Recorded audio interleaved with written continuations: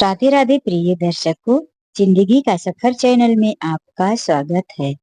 65 वर्षीय सुशीला जी रात को 2 बजे उठी, अपने अलमारी में से एक डायरी निकालती हैं और उसमें एक पेज में कुछ लिखी।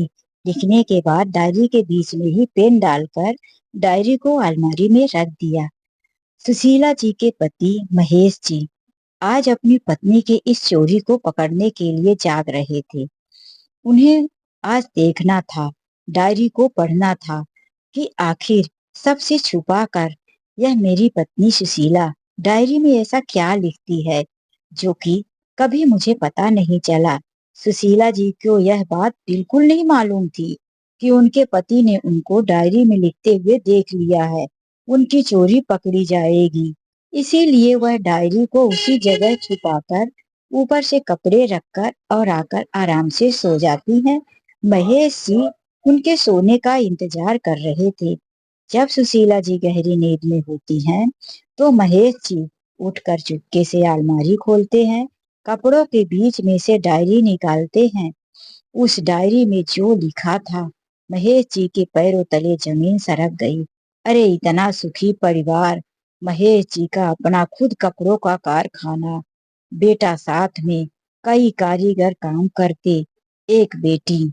लेकिन सुशीला जी के जीवन में यह सब कुछ चल रहा था।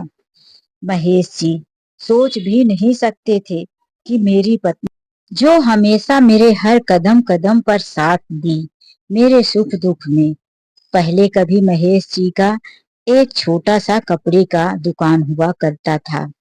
फिर महेश जी के पत्नी ने उनका इतना साथ दिया, बचत किया कि महेश जी अपनी ही दुकान को बड़ा किया और साथ साथ खुद के ब्रांड के कपड़े बनवाने शुरू कर दिए।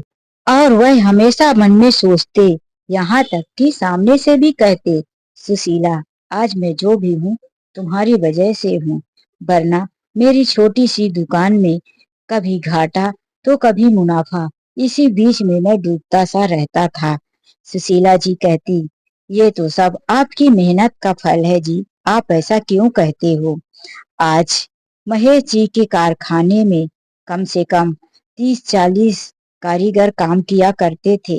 उसमें से कई कटिंग मास्टर, कई लोगों के लिए रोजगार का एक सहारा भी था। महेश जी की अच्छी खासी आमदनी थी। महेश जी और सुशीला जी का एक बेटा जिसका नाम राघव था। राघव की शादी हो चुकी थी। राघव की पत्नी का नाम नेहा था। और वहीं महेश और सुशीला जी की एक बेटी थी जिसका नाम शीतल था। शीतल विकलांग थी, हमेशा व्हील चेयर पर रहती थी। वैसे तो शीतल बहुत होशियार थी, देखने में बहुत खूब सुंदर थी, बिल्कुल चांद सा सुंदर गोरा मुखड़ा था। बस वह खड़ी नहीं हो पाती थी, व्हील चेयर के सहारे ही इधर उधर चल पाती थी। फिर भी शीतल ने हार नहीं माना था। 15वीं तक की पढ़ाई उसने किया था। क्लास में वह हमेशा प्रथम आया करती थी। संस्कारों में भी अपने माँ के जैसी ही थी। सब कुछ उस घर में परफेक्ट और सही दिख रहा। एक सुखी परिवार, किसी चीज की कमी नहीं। ससुर कमा रहे थे, साथ में बड़ा बेटा भी जा रहा था। बहू घर में थी, पत्नी सुशीला जी घर में थी। सब कुछ महेश जी को बिल्कुल परफेक्ट लग रहा था, किसी चीज की कमी नहीं।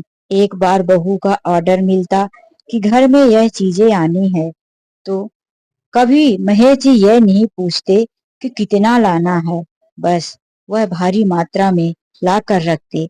बहू का बस एक पर्ची मिलता, घर के सारी चीजों की लिस्ट मिलती, वह तुरंत किसी से भिजवा देते।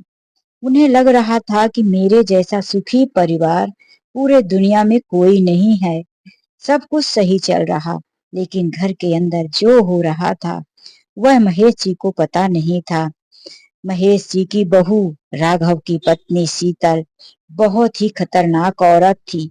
जब घर पर राघव और महेश जी होते, वह एक संस्कारी बहू होने का ऐसा लिबास पहन लेती कि किसी को कानो कान खबर नहीं पड़ती कि जब ससुर और पति दोनों घर पर नहीं रहते, तो नेहा कभी तैयार होकर अपनी कार लेती और सहेलियों के साथ घूमने निकल जाती।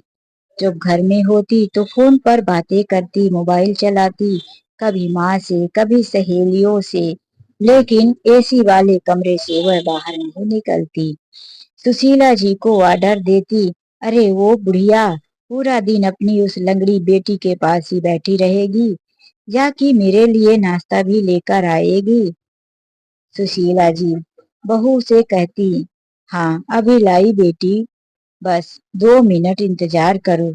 वह हमेशा अपनी बहू को बेटी की तरह मानती, जैसे शीतल को मानती थी।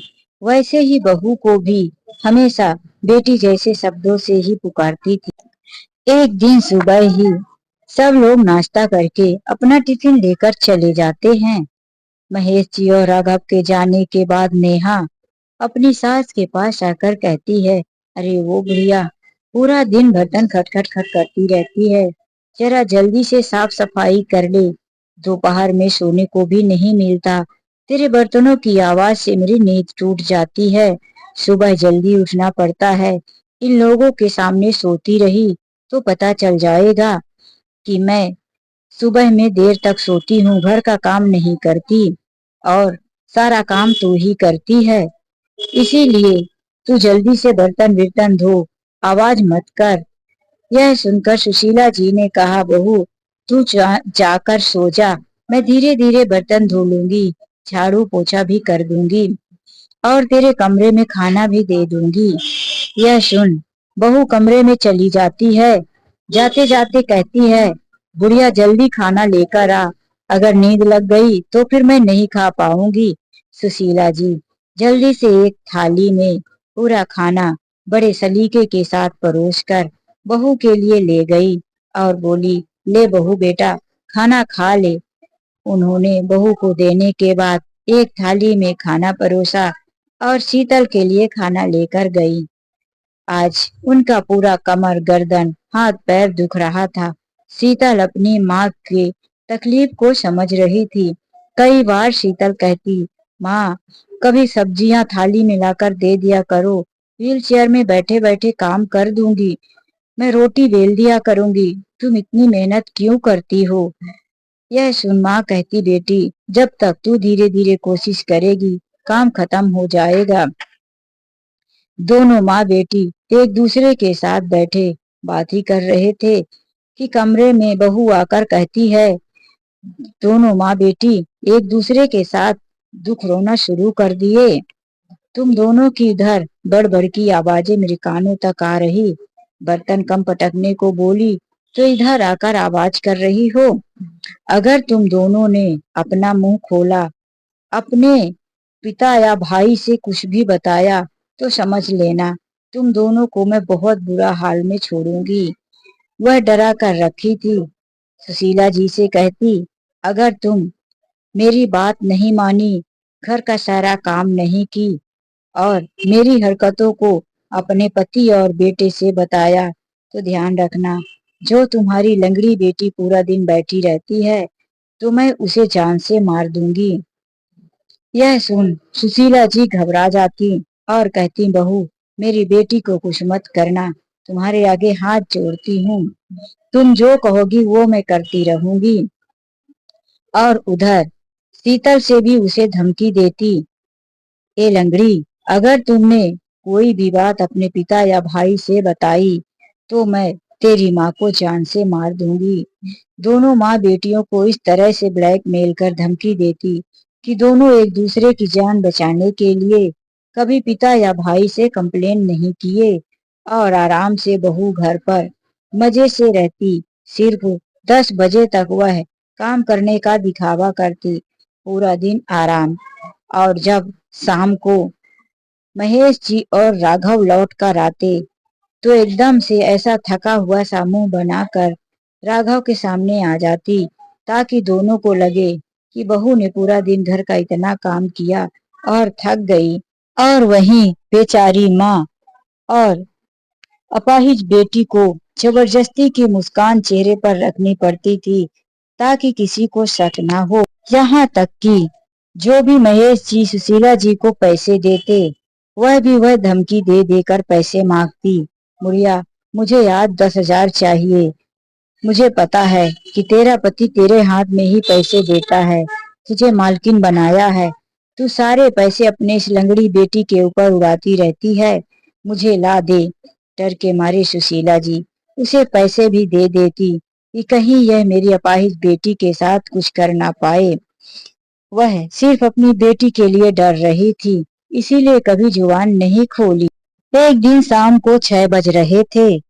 नेहा का चाय पीने का मन हो रहा था, लेकिन सुशीला जी अपनी बेटी के कमरे में ही खाना खाई और वहीं सो गई। वह सोच रही थी कि अभी ये बुढ़िया चाय लेकर क्यों नहीं आई। उसको गुस्सा आया। वह निकलकर सुशीला जी के कमरे में गई, लेकिन वहां सास को नहीं पाई, तो समझ गई कि यह बुढ़िया लंगड़ी के कमरे में ही होगी। लेकिन जब वह कमरे में पहुंचती है तो देखी सीता एक कहानी की बुक पढ़ रही थी और सुशीला जी सो गई थी। बेचारी 4 बजे तक तो घर की साफ सफाई, झाड़ू पोछा, बर्तन की बहुत थक गई थी। उठने की हिम्मत नहीं हो रही थी, इसीलिए उन्हें गहरी नींद लग गई। वह गुस्से से जाकर सुशीला जी के बाल को पकड़कर उठा दिया। बुढ़िया चैन से सो रही है, उधर मुझे चाय पीना है और 1 कप चाय कौन देगा। वह इतना जोर से उनका सिर के ऊपर से ही बाल पकड़ी कि उन्हें पूरे कान तक खींचने लगा, दर्द होने लगा। सुशीला जी कहती है, बहू बाल छोड़ दे, वैसे भी मेरे बाल बहुत उलझे उलझे से रहते हैं, झड़ रहे हैं, बहुत दर्द हो रहा, बहू छोड़ दे। लेकिन उसने बाल नहीं छोड़ा, खींचते हुए किचन तक ले आई। बना बुढ़िया चाय, मेरे जी के जंजाल है, पता नहीं कब मरेगी और कब इस घर में मुझे आजादी मिलेगी। यह देखकर आज शीतल को भी बहुत गुस्सा आया। वह पीछे पीछे व्हील चेयर को सरकाते हुए किचन तक आती है और कह भी रही थी, भाभी माँ को छोड़ दो, यह तुम अच्छा नहीं कर रही हो, मैं भैया और पापा को बता दूंगी, देख लेना तुम्हारा बुरा हाल होगा। वह गुस्से से पलटी और शीतल के गाल पर 2-3 थप्पड़ लगा दिया। उंगली उपट गई।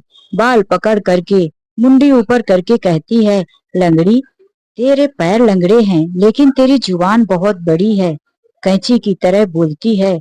मैंने बोला है ना कि अगर तूने जुबान चलाई तो मैं क्या करूंगी, क्या कर सकती हूँ। उसे याद आया कि इसने कहा था कि अगर मैंने कुछ भी बोला तो माँ को मार देगी, जहर दे देगी। एक बेटी अपनी माँ के लिए तड़प उठी।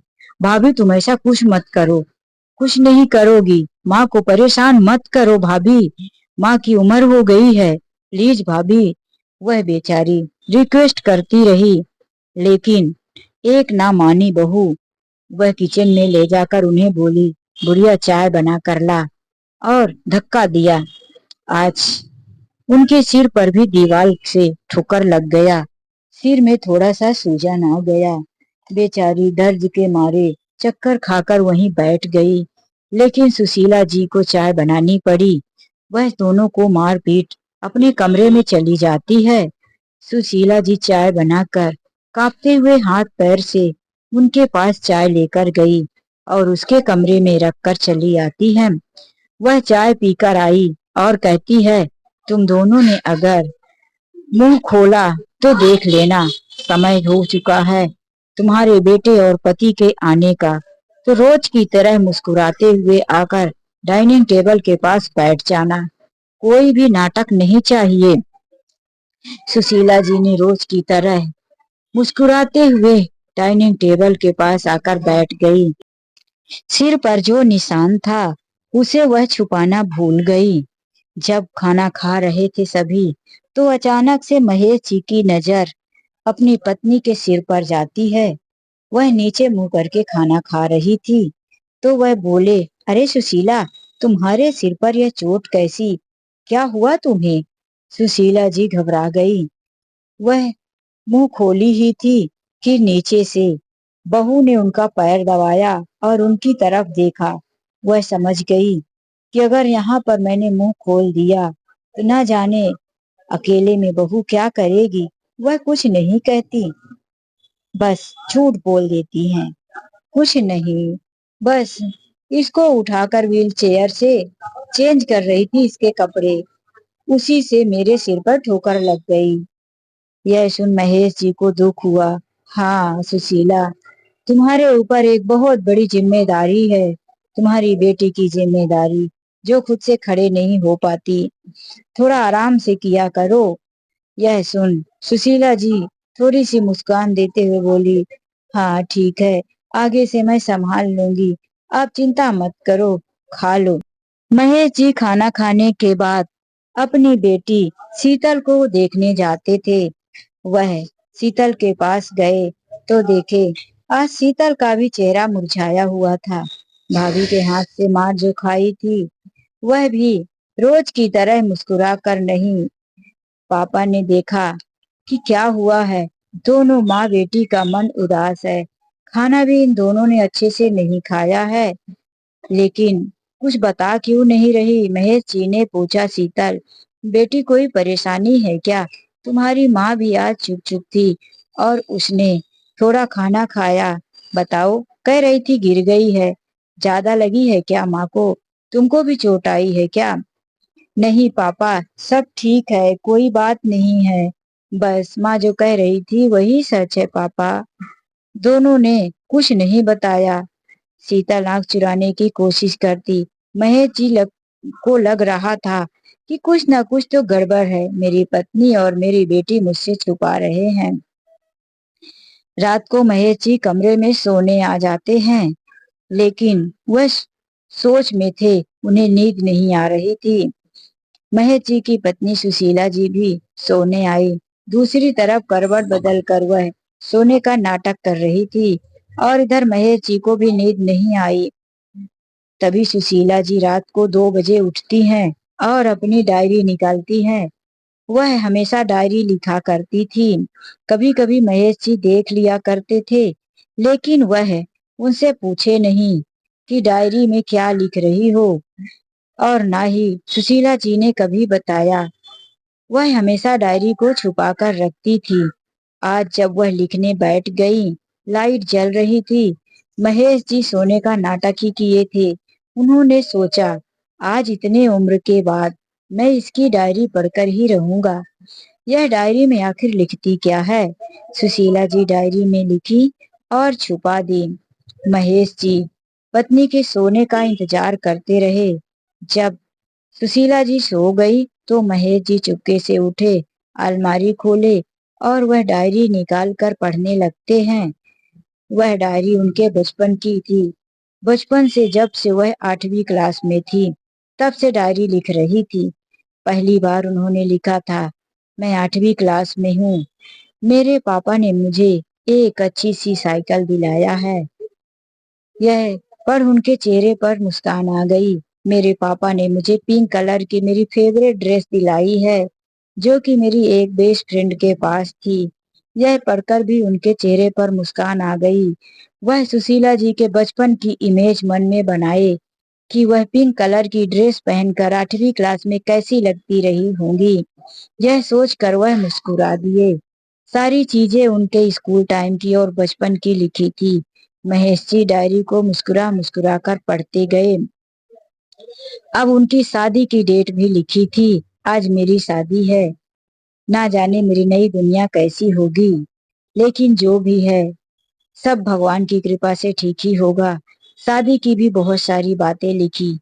जब सुशीला जी पहली बार ससुराल में आई, वह बातें भी उन्होंने लिखी थी। महेश जी पढ़ पढ़ कर बहुत मुस्कुरा रहे थे। जब बेटा हुआ, बेटी हुई, सारी चीजें सुशीला जी ने लिखा।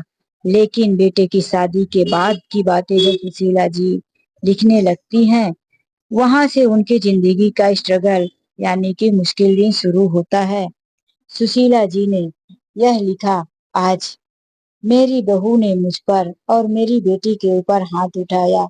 अभी तक तो वह हमें धमकियां देती थी, बहुत परेशान करती थी, लेकिन आज बहू ने मुझे बाल पकड़कर घसीटा, मेरी अपाहिज बेटी को पीटा, लेकिन मैं उसका कुछ नहीं कर पाई, क्योंकि वह मुझे धमकी देती है कि तुम्हारी लंगड़ी बेटी को जहर दे के मार दूंगी और कह दूंगी कि दवाइयों के असर के वजह से मर गई। मैं क्या करूं? हे भगवान, मेरी बेटी की रक्षा करो, मुझे ताकत दो यह दुख सहने की। यह पढ़कर तो महेश जी के पैरों तले से जमीन सरक गई। मेरी पत्नी इतना कुछ सहन कर रही है, इतना सब कुछ होने के बाद भी उसके जीवन में सुख नहीं। कभी किसी चीज की उसने मांग नहीं की, फिर भी सारी जरूरतें पूरी। मेरी बेटी के साथ, मेरी पत्नी के साथ इन दोनों ने मुझे कभी बताया ही नहीं। महेश जी को डायरी पढ़ते पढ़ते सुबह के 5 बज चुके थे। सुशीला जी गहरी नींद में थी। महेश जी जब सोने गए, नींद नहीं आ रही थी। सुबह 6 बजे सुशीला जी उठ जाया करती थी। सुबह पहली चाय लेकर अपने पति के लिए आती। लेकिन आज महेश जी ने नींद में ही बोला, नहीं सुशीला, मुझे चाय पीने का मन नहीं है, शरीर भारी लग रहा है, मुझे सोने दो। महेश जी 9 बजे तक सोते रह गए। 9:30 बजे जब वह नहा धोकर बाहर निकले तो उन्होंने कहा, राघव, आज मैं कारखाना नहीं जा रहा हूँ और तुम भी मत जाओ। मैंने सुबह ही सबको फोन करके बता दिया था कि आज कारखाना बंद रहेगा। राघव बहुत खुश हुआ कि चलो मुझे काम से छुट्टी मिली। राघव बड़ा बेटा होने के बाद बहुत सुस्त और कामचोर था। उसे काम करने का मन नहीं रहता था। कारखाने में भी जाता तो इधर उधर का ही करता, किसी भी काम को बड़े मन लगाकर नहीं करता। फिर वह कहते हैं, राघव, कुछ पैसे ले ले, जा अपनी पत्नी के साथ घूम कर आ। राघव जब यह सुना वह तो खुश हुआ, लेकिन उससे ज्यादा उसकी पत्नी नेहा खुश हुई। वह तो चाहती ही थी कि मुझे घूमने और शॉपिंग करने का टाइम मिले। दोनों पति पत्नी घूमने चले गए। इधर सुशीला जी ने सोचा, खाना बना लेती हूँ, बेटी को भी देना है और मेरे लिए भी खाना चाहिए। तो वह अपनी बेटी और पति के लिए किचन में खाना बनाने जाती हैं। तो महेश जी ने कहा, खाना मत बनाओ सुशीला, तुम तो हमेशा घर में किचन में लगी रहती हो। आज तुम जाओ शॉपिंग करके आओ, अपनी सहेली को बुला लेना, लो पैसे। उन्होंने उन्हें 20,000 रुपए दिए और बोला, अपनी मनपसंद की साड़ियां, बेटी के लिए उस ड्रेस और जो भी जरूरतें होंगी सब कुछ खरीद लेना। यह सुन सुशीला जी ने कहा, मुझे कुछ नहीं चाहिए, क्यों पैसे बर्बाद कर रहे हो। लेकिन महेश जी ने अपनी कसम दे दी, तुम हमेशा कंजूसी करती रहती हो, जाओ मेरी बेटी के लिए अच्छे अच्छे ड्रेस लेकर आओ। उसे वही पुरानी सालों वाली ड्रेस पहना रही हो। सुशीला जी अपने लिए ना सही, बेटी के लिए ही बाजार चली जाती हैं। इधर महेश जी अपने हाथों से चाय बनाते हैं, बेटी के लिए नाश्ता। लेकिन महेश जी ने चाय में नींद की दवाई मिला दी। उनकी बेटी चाय पीकर 1 घंटे 2 घंटे तक सोती रह गई। अब महेश जी घर पर अकेले थे। उन्हें अपना काम करने का मौका मिला। उन्होंने जल्दी से घर में कैमरा लगाने वाले को बुलाया और पूरे घर में कमरा सेट करवा दिया। शाम को 5 बजने लगा तो बहू और बेटा बाहर से ही खाना खाकर आए थे। शाम को खाना बनाने का भी उनका मूड नहीं था। इधर शाम होते होते सुशीला जी भी घर आ जाती हैं। लेकिन महेश जी सब कुछ नॉर्मल रखे। उन्होंने कुछ नहीं बोला, जैसा चल रहा था वैसा ही चलने दिया। दूसरे दिन महेश जी और राघव जब कारखाने चले जाते हैं तो इधर नेहा ने देखा कि बुढ़िया अपने लिए और बेटी के लिए नए नए कपड़े लाई है। आज उसकी बेटी ने नए कपड़े पहने हैं, ऐसा उसने मन में सोचा। तो आकर कहती है, बुढ़िया, इतने सारे पैसे तुझे कहाँ मिले और यह इतनी महंगी ड्रेस, इतनी अच्छी ड्रेस तू इस लंगड़ी को पहनाएगी? निकाल इसकी ड्रेस और मुझे दे। सुशीला जी अपनी बेटी के लिए बहुत महंगा सा 5,000 का एक सूट लाई थी। वह हमेशा से कहती, मम्मा मेरे लिए अच्छी ड्रेस लाओ। लेकिन वह ड्रेस देखकर उसका मन ललच गया। उसने अपनी ननद से वह ड्रेस निकलवा लिया। जबकि सुशीला जी मना कर रही थी, बहू, तुझे भी तो ससुर ने पैसे दिए थे शॉपिंग के लिए, तेरे हाथ में भी तो 20,000 रुपए ही रखा था, यह मेरी बेटी के ड्रेस मत निकाल। लेकिन उसने कहा, चुप कर बुढ़िया, यह इस लंगड़ी के लायक ड्रेस नहीं है, इसे तो मैं पहनूंगी। उसने ड्रेस निकलवा लिया। दो और ड्रेस थे जो कि 2-2 हजार की प्राइस में थे। उसमें से भी एक उसने ले लिया और बोला, अब तू अपने पति को बता देना कि तू एक ही ड्रेस लाई थी। यह दोनों ड्रेस के बारे में मत बताना, इसे मैं ले रही हूँ। वह चुपचाप दोनों ड्रेस अपने कमरे में ले ली। फिर कहती है, बुढ़िया अब चुपचाप यही ड्रेस का शौक लेकर बैठेगी, खाना कौन बनाएगा? चल बना। सुशीला जी कहती है, बहू थक गई हूँ, हिम्मत नहीं हो रही है, आज तबीयत भी खराब लग रही है, तू कुछ देख ले खाने का। वह गुस्से से सास के ऊपर थप्पड़ लगा दी। बुढ़िया तेरी इतनी हिम्मत, मतलब कि तू मुझे बोल रही है कि जाकर मैं किचन में खाना बनाऊं?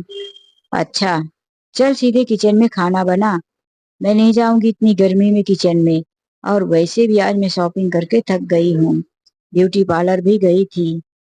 इतना कह वह कमरे में एसी रूम में आराम करने चली जाती है और सुशीला जी किचन में काम करती हैं। व्हील चेयर को सरकाते हुए बेटी किचन में आती है, रोते हुए कहती है, माँ तुम कुछ कहती क्यों नहीं हो? यह तो अब जब चाहे हाथ उठाने लगी है। इसने अभी एक दिन पहले तुमको बाल पकड़ के घसीटा, मुझे मारा, आज तुम्हारे गाल में थप्पड़ जड़ दिया। कब तक इसका अत्याचार हम दोनों सहते रहेंगे? ये तो बात बात पर हम दोनों को पीटती रहती है। माँ ने कहा, बेटी चुप रह, जितने दिन तक बची है घर की मर्यादा बची रहने दे। मैं क्या करूं, कुछ नहीं कर सकती। यह सुन शीतल भी चुपचाप रह गई। शाम को जब महेश जी आए तो सारी रिकॉर्डिंग रात को ही उन्होंने अपने मोबाइल में चेक किया। उन्हें अब बड़ी अच्छी से सबूत मिल चुका था। रात भर वह कुछ नहीं बोलते। सुबह दूसरे दिन उन्होंने पुलिस बुला दिया। घर के अंदर एक महिला और एक जेंट्स पुलिस आ चुके थे। पुलिस को देखकर सुशीला जी, बेटा, सभी लोग चौंक जाते हैं। पुलिस मेरे घर पर क्यों आई है? तभी महेश जी कहते हैं, पुलिस को मैंने बुलाया है, मैडम आप अपना काम कीजिए। पुलिस आगे बढ़कर बहू के हाथों में हथकड़ी लगा देती है। नेहा चीखती चिल्लाती है, अरे मैंने क्या किया है? मेरे हाथों में हथकड़ी क्यों लगा रहे? पहले बताओ तो सही मैंने क्या किया है। यह सुन राघव भी आ जाता है और कहता है, पापा यह सब क्या है? पुलिस क्यों आई है घर पे, किसने बुलाया? महेश जी कहते हैं, मैंने बुलाया है और तेरी पत्नी को गिरफ्तार करने के लिए। तू भी तैयार हो जा, तुझे भी गिरफ्तार ही होना है। यह सुन राघव की समझ में कुछ नहीं आया और यहाँ नेहा भी पूछती रहती है, अरे मैंने ऐसा क्या किया है जो मुझे गिरफ्तार करवा रहे हो? जो उनके मोबाइल में रिकॉर्डिंग था वह राघव के मोबाइल में भेज देते हैं। पुलिस को तो पहले से ही भेज दिया था। राघव ने जब वीडियो देखा तो बोला, पापा यह सब क्या है? ये क्या है नेहा, तुम माँ को थप्पड़ क्यों मारी? नेहा ने घबराते हुए कहा, मुझे फंसाने की साजिश की जा रही है, मैं कुछ नहीं जानती इस वीडियो के बारे में, मुझे बचा लो राघव। पुलिस नेहा को पकड़ चुकी थी। अब बहन भी आ गई। शीतल ने कहा, मुझे नहीं पता यह वीडियो किसने बनाया है, लेकिन बहुत अच्छा किया। मैं काफी टाइम से सारी बात बताना चाहती थी, लेकिन इसके डर के कारण मैं कहीं किसी से कुछ कह ना पाई। यह मुझे बहुत परेशान करती थी और माँ को भी मारा पीटा करती, मुझे भी मारती थी। हम दोनों को कह रखी थी कि एक दूसरे की जान ले लेंगे, इसीलिए हम लोगों ने इससे पंगा नहीं लिया। आज हमारी सुरक्षा के लिए जिस किसी ने भी हाथ उठाया है, बहुत अच्छा किया है। नेहा अपनी सफाई देती रही, लेकिन महेश जी ने उसका एक नहीं सुना। वीडियो में साफ साफ दिख रहा था कि किस तरह से बहू ने अपनी सास की गालों पर थप्पड़ मारा। वह गुस्से से कहते हैं, मैं चाहता तो सब कुछ देखने के बाद सजा खुद अपने हाथों से देता, लेकिन इसने गलती आज ही नहीं, ना जाने कितने दिनों से अपाहिज बेटी और बूढ़ी सास के ऊपर अत्याचार कर रही थी। यह बात मेरी पत्नी ने नहीं बताया, वह तो मैंने इस पर शक किया और मुझे कुछ सबूत मिला। उन्होंने डायरी की बात पुलिस के सामने नहीं बताई। मुझे शक हुआ, इसीलिए मैंने घर में कैमरा लगवाया और सारा सबूत आप लोगों के सामने है। राघव कहने लगा, पापा माफ कर दो उसे, घर की बहू है, आप अपनी बहू को जेल भेजोगे? कैसे पिता हो? गुस्से से महेश जी ने कहा, इंस्पेक्टर साहब यह भी शामिल है, इसे भी आप गिरफ्तार कर लीजिए। पुलिस ने उसके भी दोनों हाथ पकड़ हथकड़ी लगाने लगी तो वह जोर से चिल्लाया, नहीं नहीं इंस्पेक्टर साहब, मैं नहीं शामिल हूँ, मुझे कुछ नहीं पता कि नेहा यह सब कर रही थी, मुझे जेल नहीं जाना, नेहा ने किया है, आप लोग नेहा को ही जेल लेकर जाओ, मुझे छोड़ो। पापा मैं तो आपके साथ ही कारखाने में रहता था, मुझे सब कैसे पता होगा? महेश जी बेटे के खिलाफ कोई सबूत नहीं पाए थे, उन्हें भी लगा कि शायद राघव को कुछ ना पता होगा, इसीलिए उन्होंने इंस्पेक्टर साहब से कहा, रहने दो सर इसको, इसके खिलाफ कोई सबूत नहीं है और मुझे पता भी नहीं कि यह शामिल है कि नहीं, वह तो रह जाता है लेकिन नेहा को जेल लेकर चले जाते हैं। अब महेश जी ने सोच लिया था कि अब मैं खुद से सब कुछ करूंगा। मैं अब तक तो यह सोच रहा था कि घर में सब सही तरीके से था। महेश जी ने अपनी बेटी के नाम अपनी आधी प्रॉपर्टी कर दी और आधी प्रॉपर्टी अपने नाम रखा और बोल दिया कि तेरे नाम कुछ नहीं कर रहा हूँ, तेरी पत्नी वापस आएगी, फिर से तू जेल से छुड़ा कर उसे रख लेगा। अब मैं तेरी पत्नी को दोबारा इस घर में नहीं लाना चाहता। अगर तू मेरी सेवा करेगा, मेरी बात मानेगा, तो ही तुझे मैं आधी संपत्ति दूंगा, वरना तू भी अपना जाकर देख ले। महेश जी ने सीधे सीधे बोल दिया। उसे एक दुकान दे दिया था, जिस दुकान से उन्होंने अपने लिए कारखाना बनाया था, तो बोला, इसी दुकान से कमाकर मेहनत करके मैंने कारखाना बनाया, अब तू उस दुकान को अकेले चला और मेहनत करके पैसे बचा और जोड़, आज से मेरे कारखाने पे मत आना। राघव क्या करता, वह भी उसी दुकान में जाकर काम करने लगा था। इधर महेश जी को चिंता हो रही थी, बेटी अपाहिज है, मेरे और उसकी माँ के मरने के बाद उसकी कौन देख रेख करेगा, इसकी शादी कैसे होगी, उन्हें बड़ी चिंता हो रही थी। वह अपनी बेटी को अपने साथ कारखाने ले जाने लगे थे। व्हील चेयर में बैठी शीतल पूरे कारखाने में घूम फिर लिया करती थी। उसके लिए एक पर्सनल गाइड भी रख दिया गया था, जो लड़की हमेशा शीतल के साथ रहती। अब शीतल इतनी तो पढ़ी लिखी थी कि कारखाने का काम अच्छी तरह से समझ पाती। शीतल ने 2-3 महीनों में ही कारखाने के सारे काम को अच्छी तरह से समझ गई। वह हिसाब किताब सब कुछ देखने लगी थी, कितने का माल आता है, कितना कारीगर को देना पड़ता है, कितने का बिका, कितना फायदा हुआ, यह सब कुछ वह बड़े अच्छे से बैठकर लिख लिया करती थी। अब शीतल पूरा जिम्मेदारी संभाल ली थी। उसका एक एसी रूम था, ऑफिस में वह बैठी बैठी लिखा पढ़ी का काम संभालती थी। उसके पापा यह देखकर बहुत खुश हुए कि शीतल ने जिम्मेदारी संभाल लिया है। शीतल का आज जन्मदिन था। शीतल 25 साल की हो चुकी थी। बहुत मेहमान आए हुए थे, कारखाने में काम करने वाले कारीगर वगैरह सब लोग ही थे। सुशीला जी की सहेलियां भी आई थी। एक उनकी बहुत ही नजदीकी की सहेली थी, उनका लड़का 28 साल का था। वह हमेशा ही आया करती थी सुशीला जी के घर पर। उनका लड़का और शीतल बचपन के दोस्त थे। दोनों स्कूल और कॉलेज में भी अच्छे दोस्त हुआ करते थे। उसका नाम रवि था। रवि शीतल का स्कूल और कॉलेज दोनों जगह भी शीतल का अच्छा ध्यान रखता था। आज शीतल के जन्मदिन पर वह एक बुके लेकर और एक पैकिंग गिफ्ट लेकर आया था। शीतल को बड़े प्यार से मुस्कुराते हुए बुके दिया और शीतल के साथ ही उसका हाथ पकड़कर केक काटा। यह देखकर महेश जी के मन में कुछ लालच सी आई। क्या यह मेरी बेटी को पसंद करता है? कितनी अच्छी जोड़ी लग रही है। अगर शीतल की शादी रवि के साथ हो जाए तो दोनों खुश रहेंगे।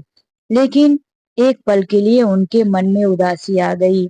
नहीं, मेरी बेटी अपाहिज है, यह लड़का पढ़ा लिखा है, कहाँ मेरी बेटी को पसंद ना किया, कहीं बोझ समझा। नहीं नहीं, मैं जबरदस्ती नहीं करूंगा। मैं ऐसे लड़के के साथ अपनी बेटी की शादी करूंगा जो मेरी बेटी को पसंद करे, उससे प्यार करे। मेहमानों के जाने के बाद सहेली घर पर रुक गई थी। महेश जी ने ही जोर डालकर रोका था। अभी तक शीतल और रवि दोनों ही आपस में बातें करते, क्योंकि दोनों को अब बड़े होने के बाद मिलने का मौका नहीं मिल रहा था। ऐसा लग रहा था कि कब से बिछड़े हुए दोस्त हैं। यह देखकर जहाँ सहेलियां दोनों बैठी बातें कर रही थी, वहां महेश जी जाकर कहते हैं, आज मैं अपनी बेटी शीतल के बारे में कुछ कहना चाहता हूँ। वह वहीं सोफे पर बैठते हैं। यह सुनकर शीतल की माँ उनकी तरफ देखती रह गई। क्या बात है जी, क्या कहना चाहते हो? महेश जी ने कहा, मैंने अपनी बेटी के शादी के बारे में सोचा है। यह सुन माँ का चेहरा उदास हो गया। लड़का कहीं आपने देख रखा है क्या? तो महेश जी ने कहा, चिंता मत करो, लड़का तो मैंने देख लिया है, पसंद भी किया है, बस अब लड़के से ही पूछना बाकी है। यह बात रवि ने भी सुना। रवि के चेहरे का रंग उड़ गया। शीतल का भी चेहरा मुरझा गया। रवि की माँ अभी तक जो बैठी थी शीतल की माँ के पास, उसका चेहरा भी उतर गया। महेश जी यही तो सब देखना चाहते थे। फिर शीतल की माँ ने पूछा, वह लड़का कौन है, कहाँ मिला आपको? तो महेश जी ने कहा, लड़का तो मुझे बहुत पहले मिल गया था, लेकिन पसंद मुझे आ जाया। मैं उसे पहले से ही जानता था। बड़ी बेचैनी हो रही थी शीतल की माँ को जानने की कि आखिर वह लड़का कौन है जो मेरा दामाद बनेगा। तभी वह उठकर जाते हैं और मायूस सा चेहरा लिए रवि, जो अभी तक बैठे चुप हो गया था, उसका हाथ पकड़कर दोनों सहेलियों के पास लाते हैं और कहते हैं, इधर बैठो रवि, तुम्हें भी तो सुनना है कि नहीं? रवि बैठता है। फिर वह पूछते हैं, बेटा, तुम्हें मेरी शीतल पसंद है क्या? तुम मेरी शीतल से शादी करोगी? इतना सुनते ही उसका चेहरा खिल जाता है, आंखों में चमक आ जाती है। और वहीं रवि की माँ भी खुश होकर मुस्कुरा देती है। शीतल जो यह सुन रही थी, उसकी आंखों में खुशी के आंसू आ जाते हैं। वह लड़का इमोशनल होकर कहता है, जी जी अंकल जी, मैं तो कब से शीतल को चाहता हूँ। स्कूल टाइम से ही वो मेरी अच्छी दोस्त है और मैंने सोच लिया था कि मैं शादी करूंगा तो सिर्फ और सिर्फ शीतल से करूंगा। यह बात मैंने शीतल को भी नहीं बताया था। अगर शीतल मुझे स्वीकार करती है तो मेरी तरफ से पूरी हाँ है। शीतल ने भी शर्मा कर सिर झुका लिया। महेश जी ने कहा, बेटा, शीतल ने भी अपना जवाब दे दिया सर झुकाकर। मेरी बेटी इतनी संस्कारी है कि माँ पिता के सामने वह ऊंची आवाज में बोलकर कुछ नहीं कहती। जल्दी ही शीतल और रवि की शादी हो जाती है। शीतल के नाम जो आधी प्रॉपर्टी थी, उसके पिता उसे दे देते हैं। लड़का मना करता है, लेकिन वह नहीं मानते। शीतल आज भी अपने पिता की कारखाने में आती है, वैसे ही काम हिसाब देखती है। अब महेश जी और सुशीला जी को बेटी की शादी के बहुत सुकून मिला। ऐसा नहीं था कि बेटी बोझ थी, लेकिन अपाहिज बेटी उसकी जिंदगी की चिंता थी। लेकिन आज भगवान ने यह चिंता भी दूर कर दी। तो दोस्तों, यह कहानी आप लोगों को कैसी लगी, लाइक और कमेंट करके जरूर बताना। चलिए मिलते एक नई कहानी में। आज के लिए बस इतना ही। राधे राधे, जय श्री कृष्णा।